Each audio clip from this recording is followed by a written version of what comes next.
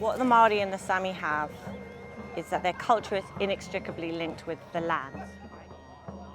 And with the Māori, they also have frameworks to their belief systems that haven't been lost the way a lot of other colonised peoples have lost it, including in Scotland and Wales and Ireland. I feel like it's so important thing to recognise when we, as I guess manuhiri, which are visitors to the land, are coming here, and how we can offer a framework from Māori culture that can help develop framework for you guys over here. And what does a collaboration look like, and how does that work cross-culturally to enrich both cultures at the same time. So.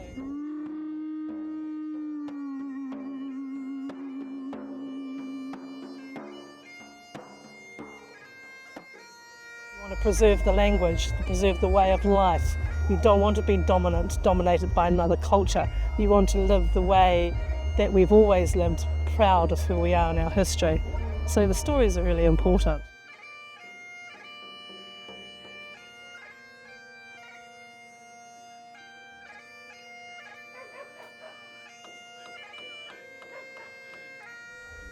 You talk about survival of indigenous cultures, you talk about survival of indigenous peoples, but survival isn't good enough. Well, if you're just surviving, then you're not really thriving, are you? And so you've got to move out of survival. For the first time we did an opening ceremony, we'd never done it before. And they were like, well, what do you normally do? And we're like, we don't do one. And she's like, well, you've got to do one now, every time.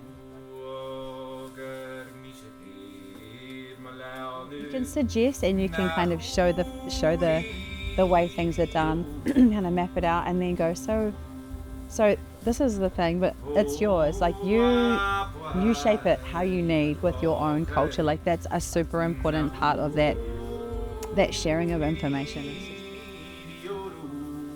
To sit together in the longhouse at the other end of the site and to have the time to talk and to unpack over 3 days of just gently guided, prodded conversation.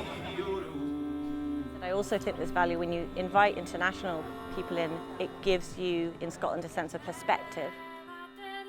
I think it's about listening to the quieter voices and raising them up and giving them a platform, which I think is such a beautiful thing that this project has done.